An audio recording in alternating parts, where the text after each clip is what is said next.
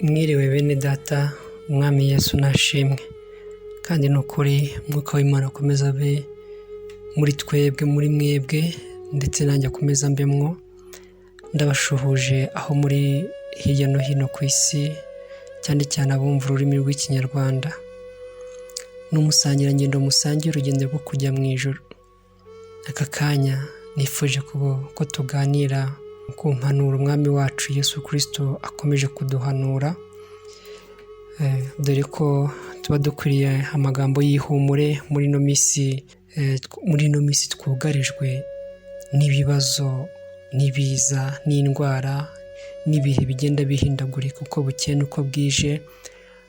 Ntidutentebuke ngo twibagirwe yuko twaremwe n'Imana kandi umwami ashobora kutuvana muri ibi bihe akatujyana ahandi hantu heza, akaturemera amashimwe tukazava muri bino bihe dushimira Imana, tukazavuga amateka y'ibyatubayeho nk'uko n'ibindi byagiye bicaho bikatwigisha amateka. N'ibi ngibi nabyo bishobora kuzaba amateka mu gihe umwami Yesu azabishakira, kuko gukora n'Imana, ni gukora n'ukwa Nyagasani Uwiteka waremye ijuru n'isi.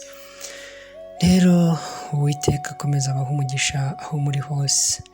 Uyu munsi tugiye kugaruka muri bumwe mu buhanuzi tugenda twumva tukabyumvisha amatwi. Bamwe bakavuga ngo ni ibihuha, abandi ngo barabeshya, ariko nyuma yabyo hashira igihe tukabona ingaruka z'uko twanze kumva ibintu batubwiye ngo, ndetse tukanga gukora n'ibyo twasabwe gukora kugira ngo ubwo buhanuzi butazadusoreraho tukabikerensa.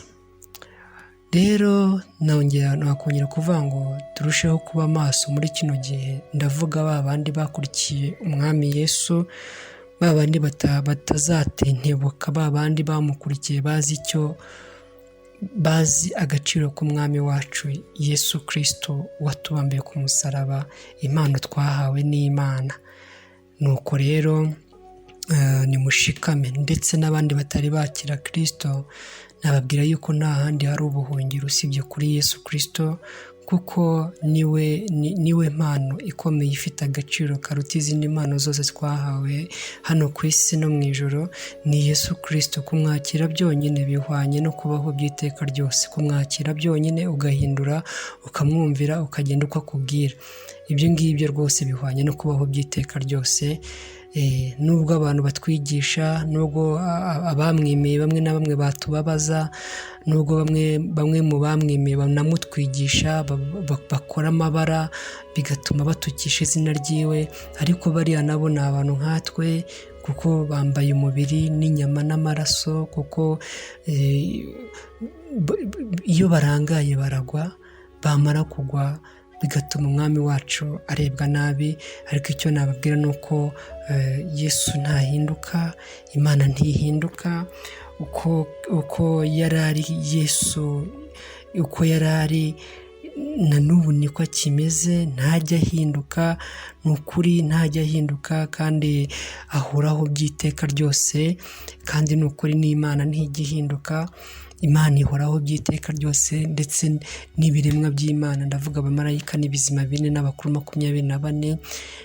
Natwe Imana ifite proje nako iyo proje Imana yarayirangije yo kuturemera ubuzima buzabaho by'iteka ryose, aho tuzongera kubaho nta kurira, nta kuganya, nta kwiganyira, nta kwifuza, nta kubona abantu bamwe basonza, abandi bamena ibiryo, kubona abantu bamwe bagenda n'imodokari, abandi bagenda n'amaguru, kubona abantu bamwe barara hanze, abandi bafite imodokari, kandi hari amazu menshi yubatswe y'ibitangaza atararamwe abantu, ategereje abantu bayajyamo kubera amafaranga, n'ibindi byinshi. Bamwe bagurukira mu kirere, abandi gutyo.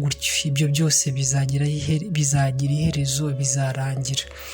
Uyu munsi rero nagira ngo mubwire yuko Imana ntiyigeze ihinduka. Imana twasengaga muri 2019, 2018, ibi byorezo bitaraza, ntiyigeze ihinduka.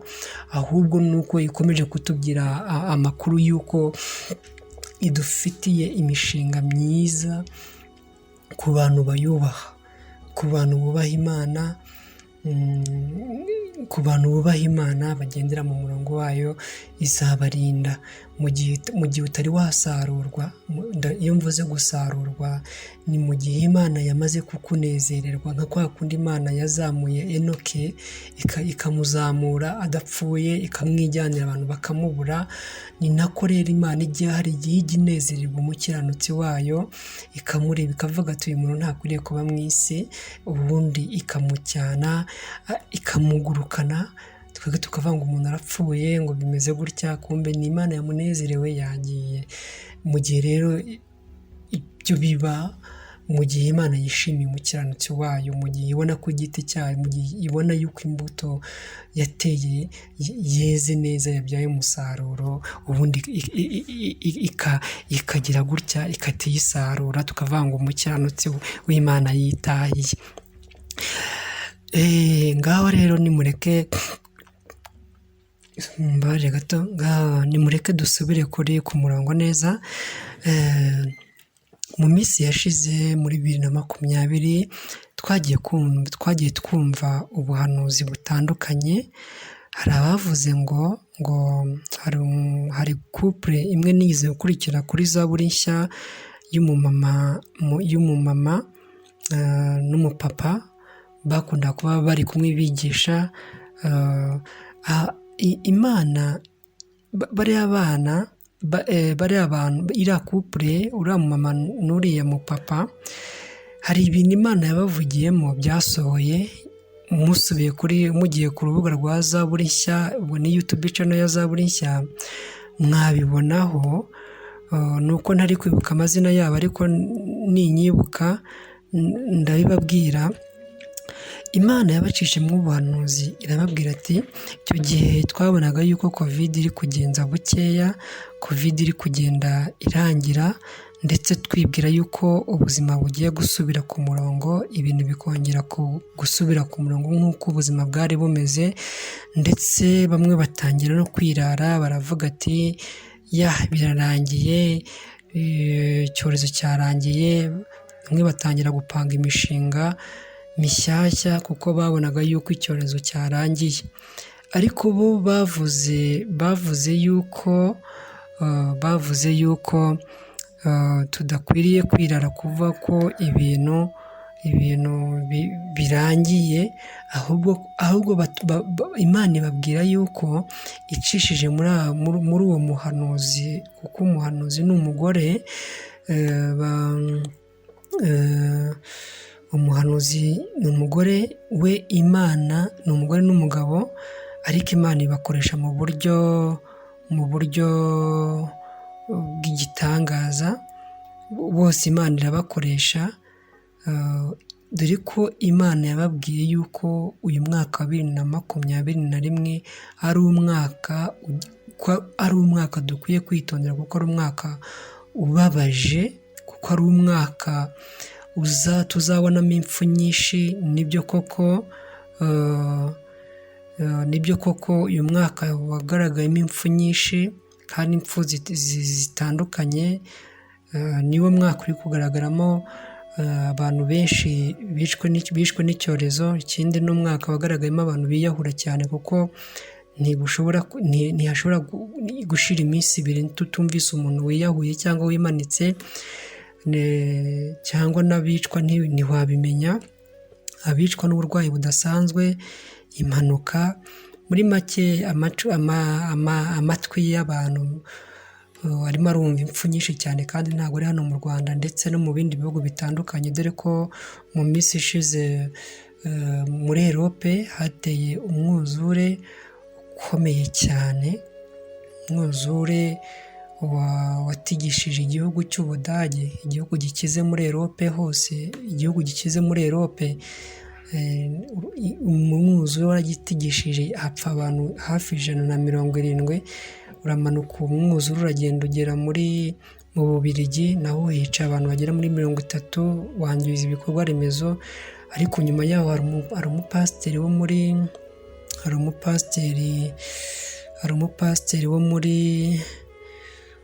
Thailand. Hari umupasiteri wo muri Thailand wari wahanuriye Burayi, ababwira ko Imana yamutumye ku gihugu cy'Uburayi, aho bibwiraga yuko ngo ari abakire. Umupasiteri, reka turebe izina ryiwe, ni umupasiteri, ntabwo turi kureba izina ryiwe neza, aho Imana yamubwiye kubwira Uburayi ati mwibwira yuko mukize, mukibwira yuko muzi ubwenge, mukibwira yuko umupasiteri bamwita Apostle Renato ni uwo muri Thailand, ni umupasiteri ukomeye ajya ahanurira isi yose. Yababwiraga yuko biratana ubutunzi, bakibwira yuko ari abanyabwenge, bakibwira yuko nta kintu gishobora kubahangara, ariko bitaraba Imana yamubwiye yuko igiye kugera muri Europe, amazu ikayasenya, ikabiyereka, nyamara yarabivuze, bamwe barabipinga, ariko hashize nk'iminsi nk'ingahe nibwo byatangiye kugaragara mu Burayi. Ibyorezo umwuzure waraje usenya ibikorwa remezo mu bihugu by'Ubudage, ukamanuka ukagera mu Bubiligi na za Norvège na za Australia n'ahandi hose. Nyuma yaho twagiye tubona mu minsi yashize mu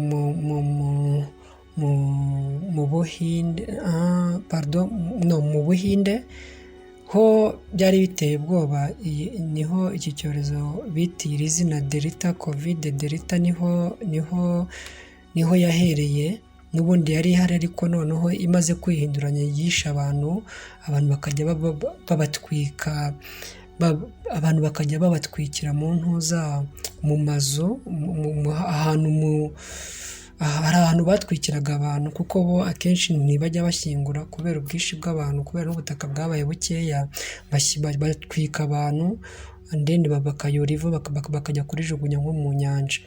Ni ibintu rero byari biteye ubwoba, aho uyu mwuka oxygene, uyu nguyu uri mu bicupa bya gaze warabuze, abantu benshi barawubura, bitera ikibazo kinini cyane, abantu benshi barapfa, kuko Ubuhinde bwagize abantu benshi bapfuye muri uno mwaka. Byari bikomeye cyane. Ubu ngubu ntabwo nzi aho bigeze, ariko bigenda bikendera, ariko ni ibintu byari biteye ubwoba muri uno mwaka. Ukagenda ukagera muri Canada. Muri Canada naho hateye ikibazo cy'ubushyuhe, ubushyuhe bwaragiye buratumbagira bugera hafi kuri degre zigera kuri 50. Abantu bageraho biyambura ubusa, bakazajya bajya ku kiyaga, ubundi bakambura ubusa kubera ubushyuhe bwari bwabaye bwinshi. Ibyo ngibyo ni ibintu bitari biherutse kubaho. Ibyo byose ni ibintu bigaragara, nubwo umuntu yibwira yuko akomeye, umuntu yibwira yuko nubwo azi ubwenge yishakiye igisubizo cy'ubuzima bwo kuba bwa hano ku isi, ariko byagaragaye yuko umuntu akiri umunyantege nke imbere y'Imana. Ibyo wakora byose ntibashobora kwemeza Imana. Ikindi nk'urugero, reba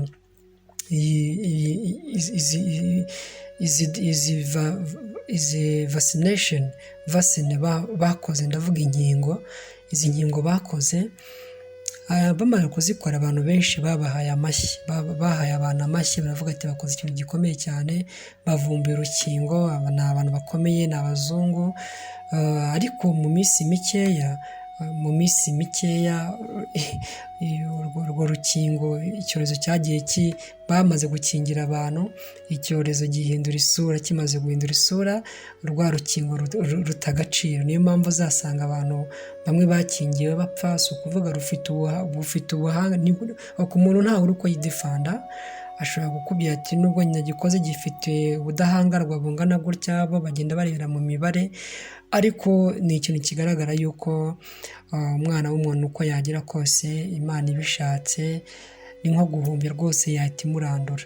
nkaba rero mvuga ati mwebwe muzi ubwenge kandi mwumvira Imana, nimureke duhaguruke dusenge Imana tudafite ibyaha, twirinde ibyaha, dusenge Imana, twirinde imyumvire y'abakurambere yayindi ivuga ngo niba ntafite amahoro, niba ndwaye ndajya mu bapfumu, ndajya mu bapfumu, cyangwa ndakora iby'Imana, ndajya gusenga, nimbona abaganga ba gihanga ba bandi bose, bya bindi byose Imana yanga, ndapfa kugenda si wamenya. Dore ibi ngibi nibyo byatumye Imana igira uburakari bukabije rwose, dore ko muri za 2018, 19 kumanuka, abantu bari bararemye ibintu rwose biteye ubwoba, abantu bari bararangaye, birirwa mu mipira, birirwa babetinga, birirwa bajya muri filime, bamwe birirwa barara muri buwate, abandi barara mu kabari.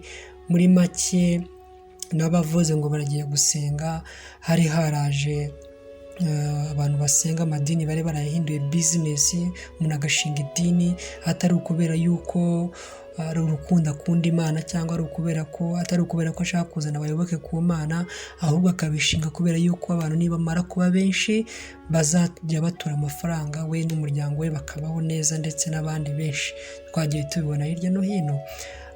Hari amadini yirirwa, abantu birirwaga mu rusengero ngo bakora ibitangaza, bakora deliverance, rimwe na rimwe bagakora n'ibintu biri mu bushitani. Dore uyu mupasiteri, reka nongere ngaruke kuri uno mupasiteri gatoya. Uyu mupasiteri yahanuriye ubuhanuzi Afurika, yahanuriye na Afurika, ababwira abanyafurika ati yewe mw'abapasiteri bimwe bo muri Afurika, mwirirwa muroga abantu, mwirirwa mukoresha amaji, mutera abantu imyuka ihumanye, imbaraga mwavanye ikuzimu, mubeshya abantu, mubaroga ngo murimo murabasengera. Aravuga ati Imana iraje irabahagurukiye kandi igiye kubashyira ku mugaragare. Kandi n'ubu ngubu no mu Rwanda tujya tubona ubuhanuzi Imana icisha mu bantu bayo yihanangiriza abapasiteri. Hari umuvugabutumwa witwa Pamphile ukora kuri Zaburi Nshya.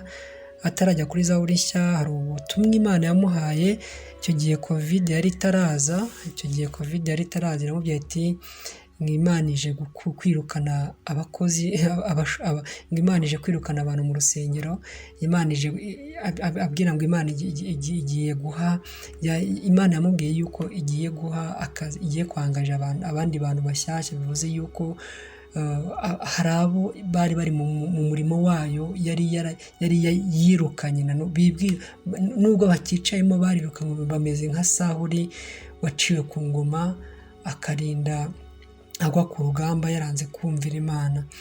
So rero bivuze yuko hari abapasiteri cyangwa abantu biyita amatitire, ababishopu, abapotere, hari n'abo njya mbona birirwa batukana kuri YouTube, bamwe birirwa bakazana nk'ibintu bari navuga ko ari ukwishongora, ngo Imana ngo yampaye ngo vewita akayizana ku itangazamakuru bakayifotora, bakirirwa bajya impaka, birirwa bamwe bakavuga ngo nta muntu w'umukene uzajya mu ijuru, abandi bakavuga ngo ntago bagusengera utabahaye amafaranga, nta kuza imbere y'umuhanuzi ngo w'Imana ngo nta isaka ufite isaka. Bamwe bakaza bakanajya no ku maradiyo bakabeshya, bagatangiza ijambo ryo kukumvika abantu, bakababwira, bamara kukumvika abantu bakabaha amanimero ngo basengere indwara, ngo basengere ibibazo. Abo bantu bakabahamagara bashaka kubohoka, ariko babahamagara bakabaca amafaranga baba ntayo bafite, bamwe bakanabatuka. Hari n'abandi b'abasambanyi, hari n'abirirwa barwanira kuri YouTube. Ibyo ni ibintu bimaze kugaragara, ariko Imana iragenda ibagaragaza. Rero icyo Imana idusaba ni ukugira ngo tube maso kandi tumenye icyo twahamagariwe, kandi tumenye n'uwo dukorera Imana. Gusenga Imana upfa kuba warakiriye Yesu Kristo umwami wawe, warabatijwe, waramwakiriye. Ibyo rero iyo wabikoze, kugera ku Mana ntibisaba kugira ngo pasiteri akugerereyo, ntibisaba kugira ngo bishop akugerereyo, ntibisaba kugira ngo ujye guhamagara, ntibigusaba kugira ngo ujye guhamagara umuhanuzi cyangwa babandi bavuga mu ndimi kugira ngo isengesho ryawe ngo ryemerwe n'Imana, ngo hari umuntu ngo rigomba kugeraho. Yes, ni byiza gufatanya, ariko tukamenya abo dufatanya nabo. Niba umuntu umubwiye ngo agusengere, akakubwira ngo nzajya ku musozi nzakwiririza, rero ngo uzampa amatike, ngo uzampa amafaranga, ngo uzagira gute, tumenya ko ngo ari umukozi wa Satani cyangwa yari umukozi w'Imana ariko aravangirwa. Rero iki ni igihe cyo kugira ngo natwe twigerereyo. Ni igihe cyo kukubwira ngo hari abantu bakubeshye, hari abantu bakubeshye ubuhanuzi, ariko iki ni cyo gihe cyo kugira ngo dusengane umwuka, kandi dusenga Imana nta buryarya, nta mutima mubi, nta kamere mbi. Dusengane Imana umutima ukeye kandi umutima utibona, utari mu bwibone. Ndetse n'abandi ntidukwiye guciraho iteka abo bose bagaragaweho iyo nenge. Nabo tubagire inama bagaruke bakizwe, bagarukire Imana, kuko Yesu aracyicaye ku ntebe y'imbabazi kandi nta hantu yagiye, aracyateze ibiganza. Uzashaka kuza azaze yiteguye kumwakira. Twirinde guca imanza, kuko Imana yaturinze, Yesu yatubujije guca imanza, ahubwo twebwe tumenye icyo dushaka, tumenye n'aho tugeze, kandi tumenye n'aho duhagaze mu kumenya amakuru y'umwami wacu Yesu Kristo. Iki gihe rero nakubwira yuko abantu benshi barakomerewe, abantu turakomerewe rwose. Ijambo ry'Imana ryabaye rikeya, ndetse n'abaritanga hari umusaruro baba bashaka. Barashaka amafaranga yo guhemba abapasiteri, barashaka amafaranga yo kubaka ibikorwa runaka. Niyo mpamvu uzumva ku mbuga zimwe na zimwe, kuri WhatsApp n'ahandi hantu basengera, amateraniro yo aracyakomeje, hari umwanya wo gusenga, bagakomeza nyine ibintu biri foromire, ariko bitarimo umwuka wera, ku bw'inyungu z'abantu runaka. Sometime bakavuga ati ngaho nimukorere Imana, ngo ntabwo Imana yabuje gukora. Ariko iki gihe rero murasabwa kugira ngo mugire ubwenge, kandi ikindi ndasaba kugira ngo ubishaka nafata igihe cyo gusenga, asengera umwuka wera, yisabira imbaraga, kuko noneho niba baravuze ngo muri 2021 ibintu bizakara, kuko bakavuga ngo icyorezo ntaho cyagiye, ahubwo agiye kuza ikindi gifite ubukana. Abenshi barabipinze, ndetse hari n'abatumishi cyangwa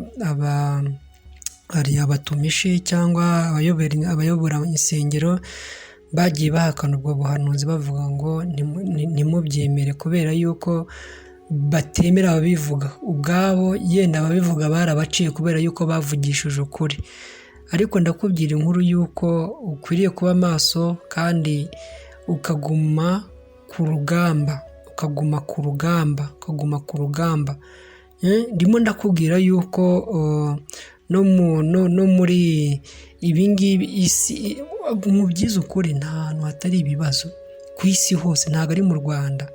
Mu Rwanda nubwo turi muri guma mu rugo, ariko ntabwo ariho hari ibibazo gusa. Afurika yose ifite ibibazo. Ngaho reba muri South Africa, kubera ukuntu abaturage bashonje, bitwaje uriya mu perezida Jacob Zuma ngo ntibamufungwe, ariko niwe bitwaje kugira ngo babone uko bigira, kugira ngo babone uko bajya gusohora amaduka y'abakire.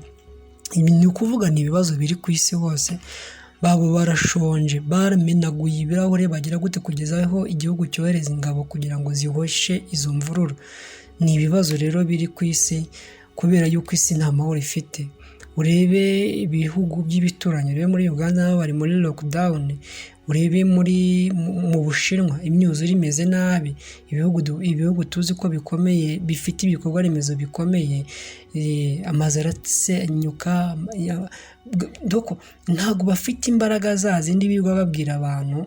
Iyo tubona abantu, abakuru b'ibihugu iyo bari kuvuga, iyo bari gusobanurira abaturage babo, ubona bafite imbaraga, ubona bameze nk'akava ikingiye abaturage bayo, ku buryo nta kintu gishobora kuza kubakoraho. Ariko nyine Imana ni Imana, Imana ntikangwa n'amagambo, Imana ntikangwa na speech z'abantu bakomeye ku isi, Imana ntikangwa n'ibyo byose.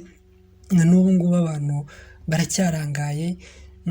baracyarangaye, barimo bararema ibibi byinshi, baracyashyigikira ibibi, muri make ntibari bagarukira Imana.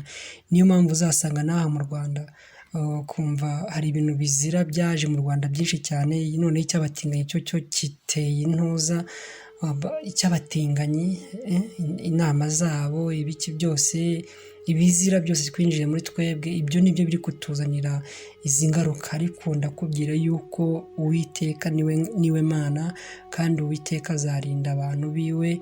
Aho waba uri hose, uzi ko umutima wawe utagucira urubanza, umutima wawe uri ku Mana, ndakubwira ngo ntugire ubwoba, kuko Uwiteka arakurinze kandi ushikame. Tugume mu murongo rero. Kandi ikindi ndakubwira wowe wiciriyeho iteka kubera yuko wagiye mu byaha ubona bikomeye cyane. Hari igihe umuntu ajya mu byaha akumva ntiyababarirwa. Ni ukuri pe, Imana iracyari ku ntebe y'imbabazi. Humura, Imana ni Imana y'inyembabazi, ni Imana y'inyembabazi. Ibyo wakoze byose, icyaha cyose wakoze, ni ukuri Imana yakikubabarira. Nimugaruke rero, kandi dore ni ukuri ntituzapfe turimbutse, kuko gupfa ko biri hafi cyane, gupfa ko biri hafi. Nubwo urubanza rw'imperuka rutinze, ariko gupfa k'umukiranutsi ntabwo aba apfuye, aba asinziriye. Gupfa k'umukiranutsi arasinzira, akajyanwa ahandi hantu ho gutegerereza, ahantu heza cyane hamuruhura imiruho, hahandi Yesu yaduteguriye, hahandi heza cyane, hahandi tuzaba tugiye gutegurirwa, kugira ngo igihe impanda izavuga tuzazuke tujye kubana nawe, adukize uyu muriro wa hano ku isi. Reka rero mbe ngarukije aha ngaha, ariko ndakubwira ngo Imana iragukunda, kandi ni ukuri imbere y'Imana nta kiguzi, oya, uzagusaba ikiguzi, amafaranga, oya.